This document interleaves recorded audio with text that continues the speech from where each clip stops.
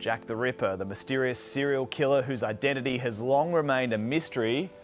That is. Until now. For over 130 years, Jack the Ripper has haunted history, a name etched in blood across the alleys of Victorian London. But in 2025, a bombshell claim rocked the world. Experts say they've finally solved the case.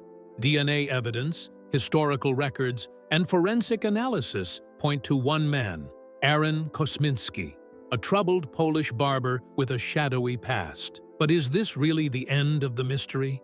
Or the beginning of a new controversy? In this video, we break down the shocking new findings, the critics fighting back, and why the answer may be more disturbing than the mystery itself. The slayings that shook Victorian London. In the fall of 1888, the narrow alleys of Whitechapel, a grimy district in East London, became the stage for one of the most chilling slaying sprees in history. The victims were 5 women, all brutally slain in the dead of night.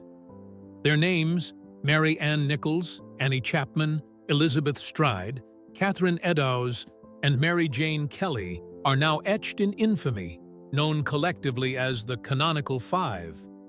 Each was mutilated with surgical precision, some with organs removed, their deaths carrying the unmistakable signature of a slayer who wasn't just violent, but disturbingly calculated. Victorian London was already a place of great contrast, towering wealth on one side, festering poverty on the other. And nowhere was this divide more brutal than in Whitechapel, where overcrowding, crime, disease, and desperation turned every corner into a survival test.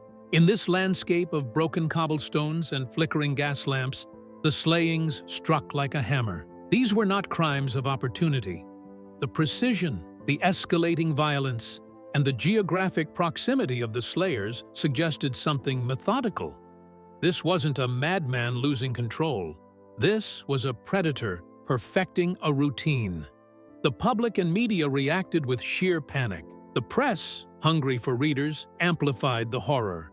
Newspapers splashed lurid headlines across front pages and gave the slayer a name that would become legend, Jack the Ripper. The name came from a series of taunting letters, allegedly sent by the slayer himself to the police and newspapers. Some of these, like the infamous From Hell letter, arrived with gruesome tokens, such as a portion of a human kidney. The authenticity of the letters remains debated, but the psychological impact was immediate and massive.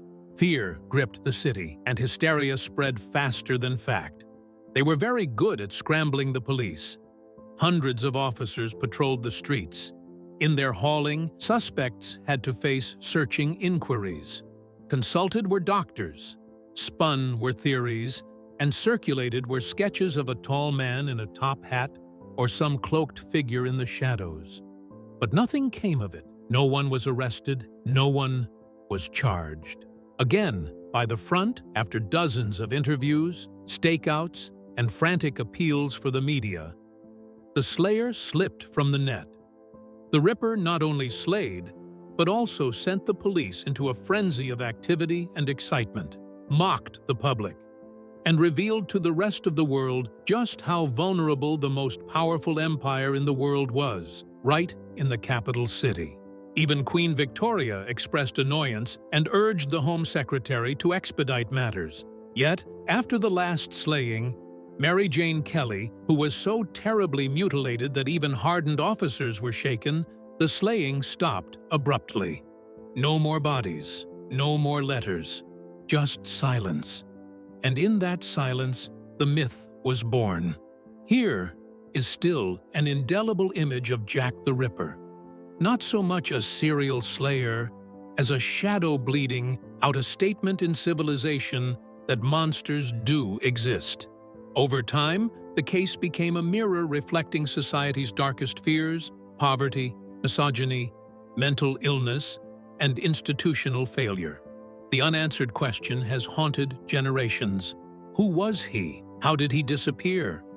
And why couldn't the world's greatest empire catch him? Little did the public know, the police had quietly suspected someone all along, a man hiding in plain sight.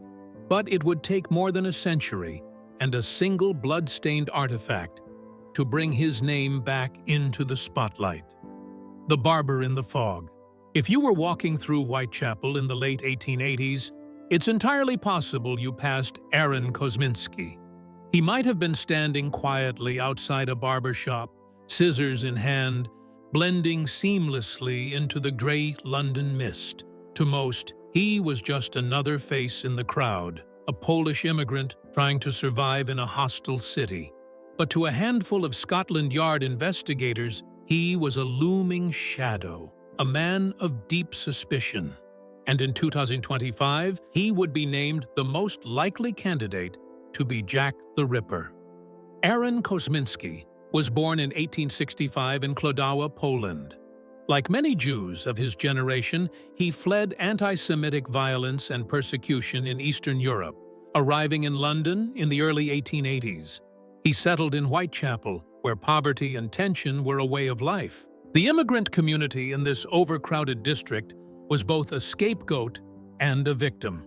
Kosminski, by all available records, worked as a barber, a profession requiring precision with a blade, an ironic and disturbing detail in hindsight. What makes Kosminski stand out isn't just proximity. It's the psychological profile that emerged over time. He lived within walking distance of all the slaying sites. His behavior was increasingly erratic. And in a secret memorandum written in 1894, Sir Melville Macnaghten, an assistant chief constable at Scotland Yard, listed Kosminski as one of 3 key suspects. The note described him as having a great hatred of women, with strong homicidal tendencies. That's not hearsay, that's from the inner circle of the investigation itself. Despite their suspicions, police never arrested him. They lacked hard evidence, no fingerprints, no blood analysis, no surveillance footage. It was a different world. Even though some officers reportedly identified Kosminski in a secret lineup, the witness refused to testify, fearing it would place another Jew in danger during a time of rising anti-Semitic fervor. The case stagnated. Kosminski's mental condition deteriorated very rapidly over the next few years, and by 1891, he was locked up after having hallucinations of a violent nature and threatening his sister with a knife. His ultimate destination was the Colney Hatch Asylum, with records of severe delusions, auditory hallucinations, and religious mania. He stopped bathing, he spoke in fragmented thoughts, was never released, and died from gangrene in 1919 while still locked up. A tragic end, but was it also the quiet silencing of a serial slayer? One of the many unnerving aspects of Kosminski that gets discussed amongst historians is the very vocation that he held. Barbers in the Victorian era were hardly just stylists. Many performed minor surgical procedures, from bloodletting to tooth extraction to wound treatment. It would have made sense that Kosminski would have known how to wield a blade with biological precision. Although he may never have received any formal training, he certainly did not need it in the streetwise, gritty style of that Victorian life. His vocation could have afforded him just enough skill to inflict the gruesome mutilations depicted in the Ripper cases. In the year 2014, more than a century after the slayings, the breakthrough was hailed more than expected.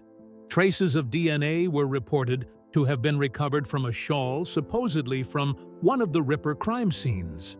And by 2019, it was reported that DNA from that shawl matched the maternal line of Aaron Kosminski. Fast forward to 2025, when the case against him seemed stronger than ever. Yet, every inch of his story carries doubt.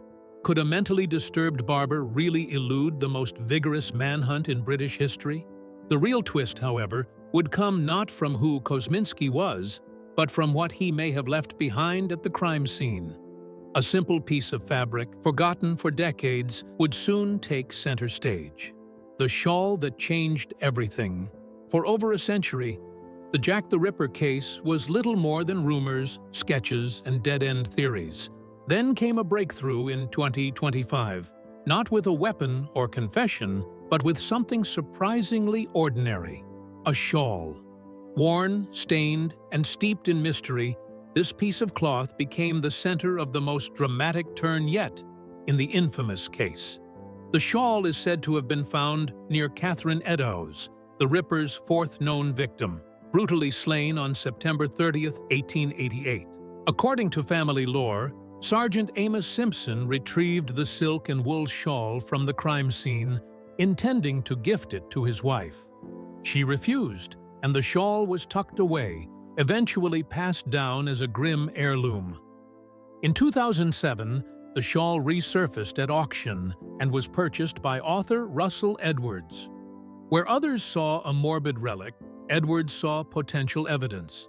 He believed the shawl could still hold forensic traces from the night of Eddowes' slaying and turned to Dr. Jari Louhelainen, a molecular biologist, for testing. Using modern tools, ultraviolet light, microscopy, and spectrophotometry, Louhelainen identified blood traces that appeared consistent with Eddowes' medical history, including symptoms of Bright's disease, a kidney condition she was known to have. That alone suggested the shawl might have been at the crime scene. But the real shock came from semen stains found on the cloth. Louhelainen extracted mitochondrial DNA, mtDNA, and compared it to a living descendant of Aaron Kosminski's sister. According to Edwards and Louhelainen, the match was exact. They declared the shawl held the DNA of both victim and slayer, identifying Kosminsky as Jack the Ripper.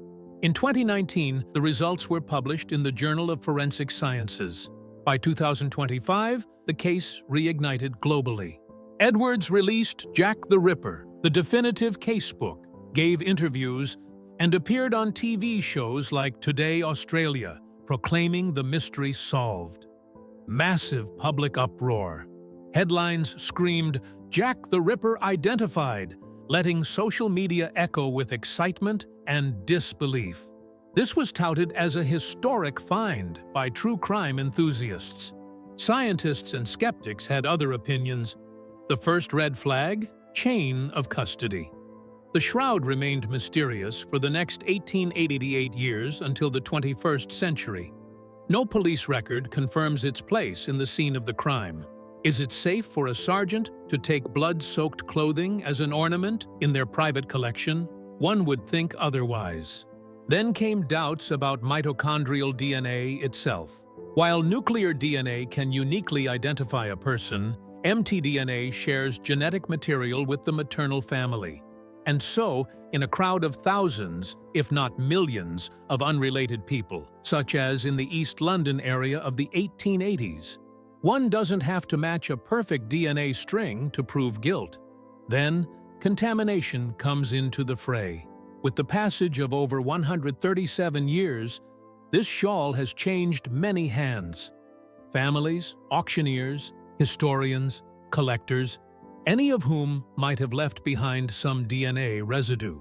And still worse, an expression of concern regarding this study was as late as the year 2024 by the Journal of Forensic Sciences because of a demand for missing raw data and trust issues, thereby rendering replication impossible. Edwards continued to hold on. He maintained that the shawl was preserved in controlled conditions and that advanced techniques would reduce the possibility of error still further. The results were not just compelling. As far as he was concerned, they were conclusive. Anyhow, the shawl became more than just an artifact. It has become a symbol, a tenuous link between the violent and brutal events of a Victorian past and the tools of modern science.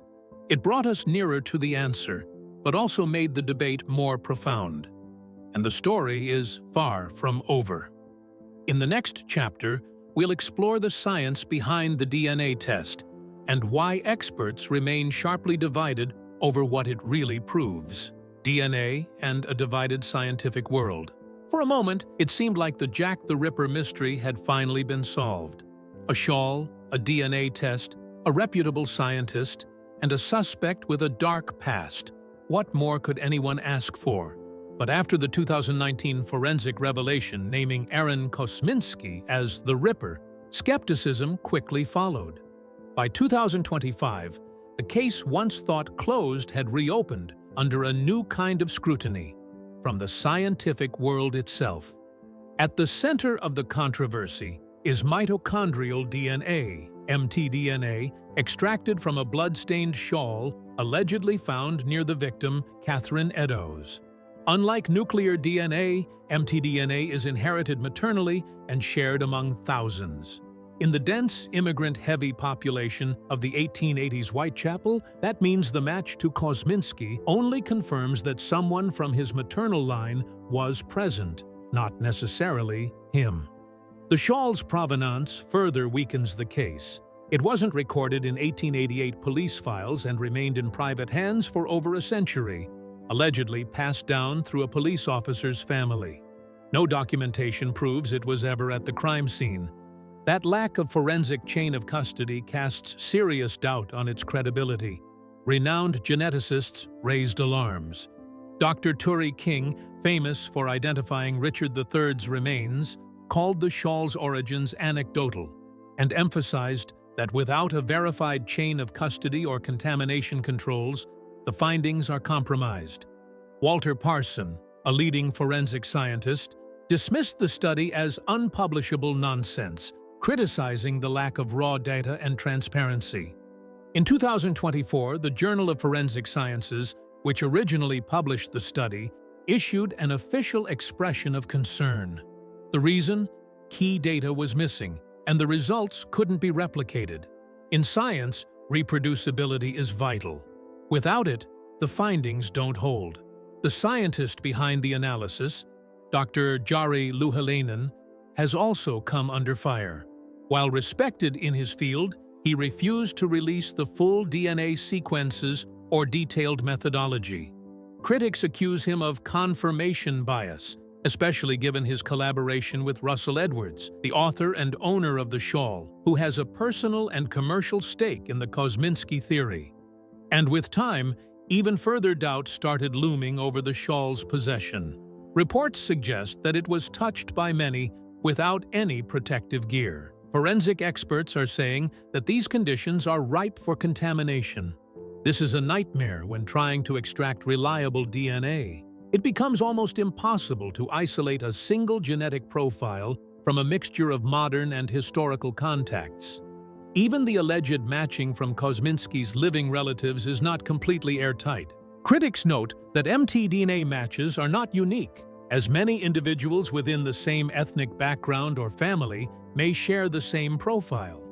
This greatly reduces the specificity of the test in a community such as the 1880s East End of London. But still, the supporters of the findings stick to it.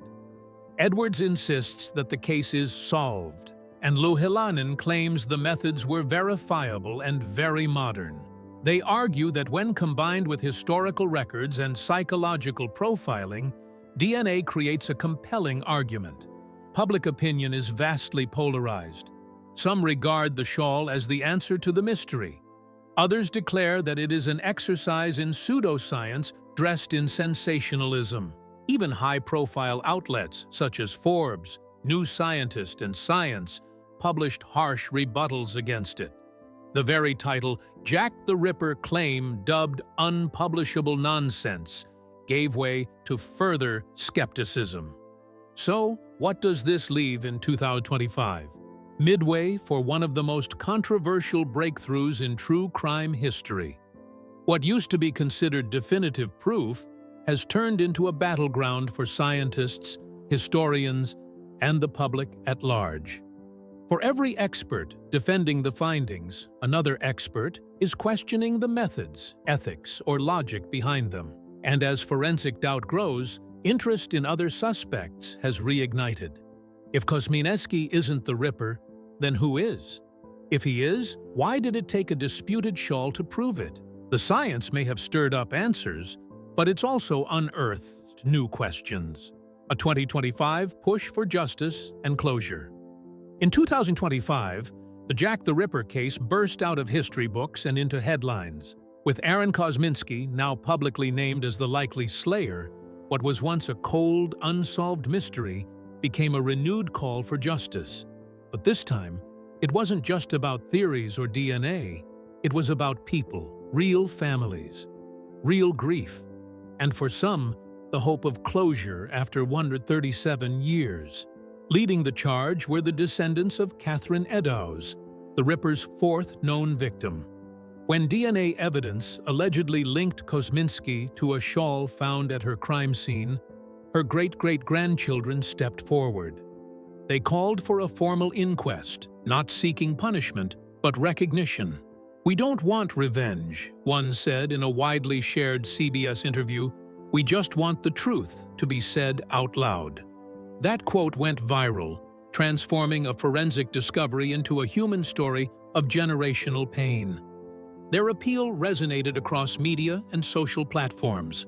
Russell Edwards, the historian and owner of the infamous shawl, used the momentum to promote the findings. Appearing on book tours, podcasts, and international programs like Today Australia, Edwards described the DNA match as not only a scientific triumph, but a moral one, offering justice to victims long forgotten by the legal system. Online forums and social media lit up. Hashtags like #JackTheRipper identified and #Kosminsky confirmed trended for weeks. Supporters posted messages celebrating long-awaited answers. "My grandma told me this story when I was a kid. I never thought I'd see the day." Skeptics pushed back. "This feels rushed. We're building closure on shaky ground." Mainstream media seized the moment. Newsweek ran a headline, "Jack the Ripper named, Families Demand Recognition." GB News aired specials, and Netflix began developing a new docuseries, this time promising a focus on victims' families instead of the slayer's legend. In the place named Whitechapel, which witnessed the actual toll of the slayings, local heads debated on the actions to take. This area today teems with Ripper tours and gift shops in the face of the historical haunting it possesses. Some tour guides began introducing the Kosminsky celebrity in their scripts, but for others, it was still a murky area, like they were waiting for the debate to be settled first before they would name names in their tours. Some of the ancestors were also caught in the flack. A few appeared in interviews expressing some levels of confusion, misery, or quiet acceptance. One said, "If it is true, I suppose we have to accept it. But I can't change what someone did over a century ago." Others denied commenting, preferring not to shoulder the burden of an ancestor's crime or those of his ancestry. In legal terms, it would be hard to prove in a court of law. The UK does not open old cases like this, except when new and convincing evidence is found, and none of the suspects are even alive. But the supporters of this inquest say it is really symbolic. What they are after is not punishment. Rather, they want a formal acknowledgement, a historical correction that will endorse the pain that their families have suffered. Still, critics caution against rushing into naming a slayer based on one piece of DNA evidence that is hardly uncontested, since that could set a poor precedent. They caution against rewriting history to fit emotional narratives, but advocates counter that silence and ambiguity will do more harm. Naming the slayer, they argue, does not eliminate mystery. It shall restore dignity to the victims who were swallowed in it. By the middle of 2025, a petition gained traction that would demand official recognition from Parliament of Kosminsky as the most probable perpetrator. Tens of thousands signed the petition within days. Whether this will prompt any official action remains to be seen. But the momentum is showing no signs of abating. But is Kosminsky truly the man behind the myth? Or are there others still waiting in the shadows? The next chapter explores the other suspects who continue to haunt this enduring mystery. Other suspects, forgotten shadows. Even as Aaron Kosminsky reclaims headlines in 2025, one fact persists. He wasn't the only suspect, far from it. Since 1888, the Jack the Ripper case has attracted a long line of potential culprits, some frightening, others tragic, and many bordering on the bizarre. If anything, the mystery has thrived not on resolution, but on obsession. For every argument naming Kosminsky the slayer, there's another pointing elsewhere. One early suspect was Montague John Druitt, a barrister and schoolteacher whose apparent death in the Thames occurred just weeks after the last canonical slaying. The timing was eerie enough that police considered him a serious suspect. Years later, senior officer Sir Melville Macnaghten named Druitt in a confidential memo, citing family suspicions and labeling him indecently insane. But there was no hard evidence, no confession, no forensics, just timing and speculation. A troubled man lost to history, not a proven slayer. Then there's Michael Ostrog, a Russian-born criminal with a long, violent history. His psychiatric issues and transient lifestyle made him a suspect, but the case fell apart under scrutiny. He may not have even been in London during the slayings, and his crimes, mainly theft and fraud, didn't match the Ripper's horrific brutality. Perhaps the most disturbing alternative was Francis Tumblety, an American quack doctor who openly despised women, especially sex workers.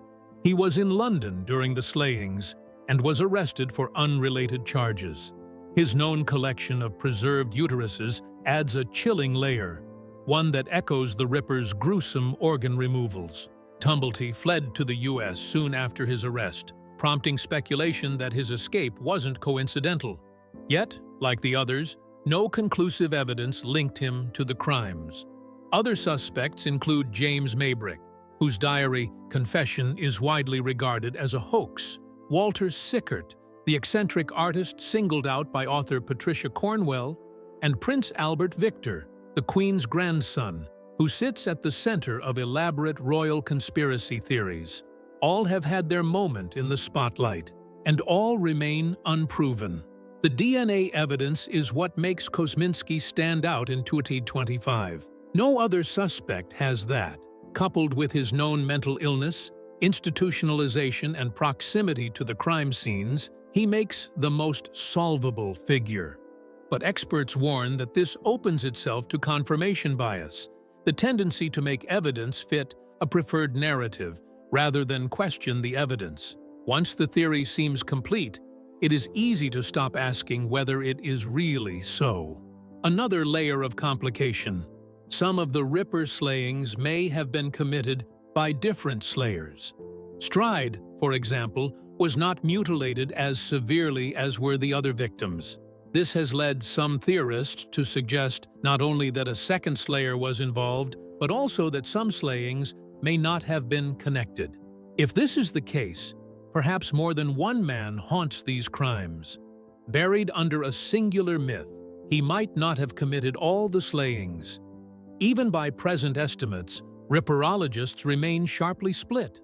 Some hail the 2025 disclosures as the trump card to end all trump cards.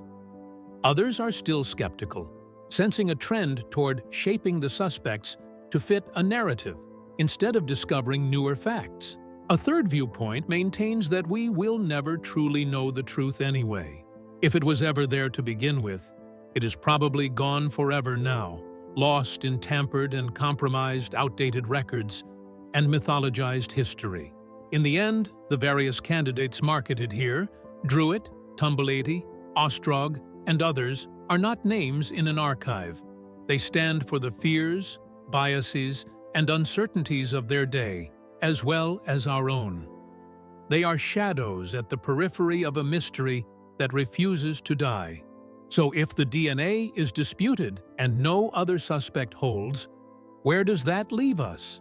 As the world debates Jack the Ripper's identity in an age of hyperconnectivity and skepticism, the final question becomes, what does it mean if we've named him, and what if we haven't? The danger of a wrong answer. Despite headlines, DNA analysis, and confident declarations, one question remains. What if they're wrong? What if Aaron Kosminski wasn't Jack the Ripper? In 2025, many claim the case is finally closed. But beneath that certainty lies doubt among scientists, historians, and the public. Because solving a mystery this iconic after nearly 140 years isn't just a historical act. It carries deep cultural and human consequences if proven wrong.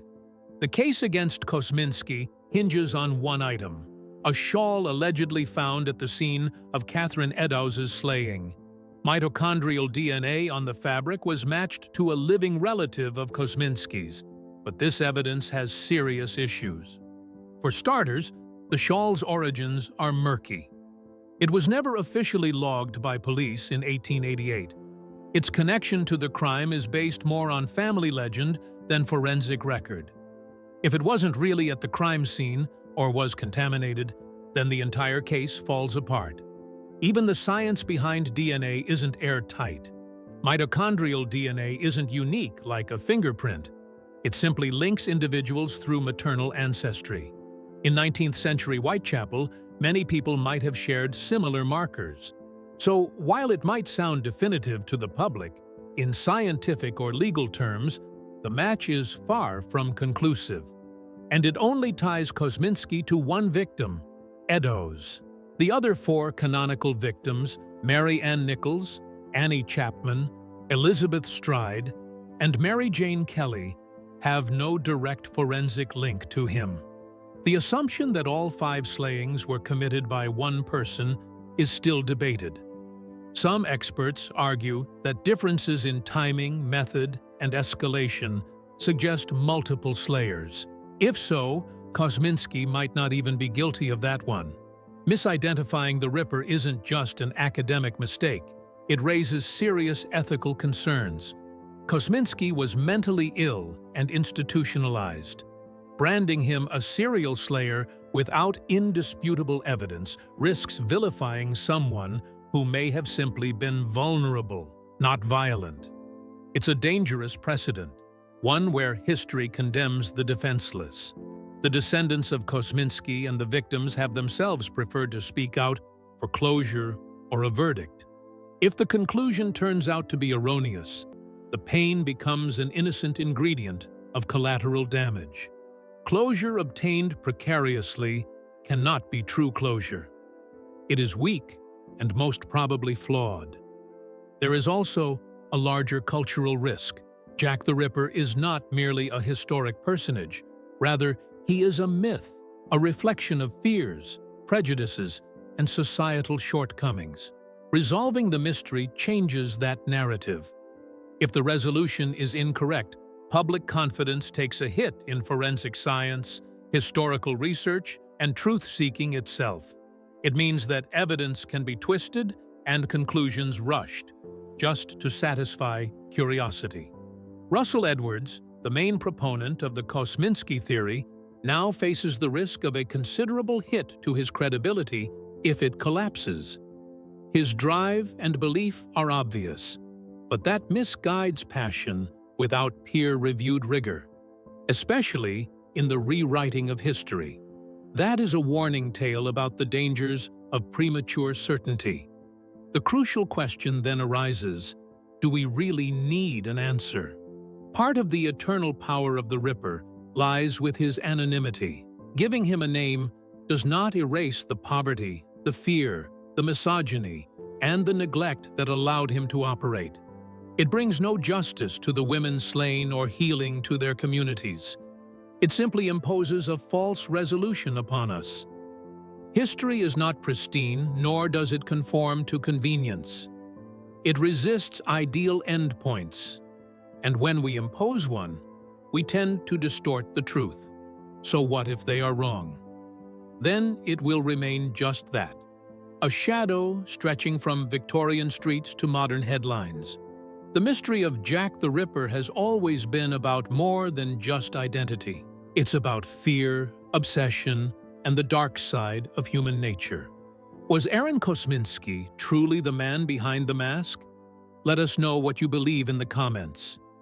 Do you think the mystery is finally solved, or are we still chasing shadows? Don't forget to like, subscribe, and watch our next video for more chilling mysteries, twisted histories, and truth hiding in plain sight.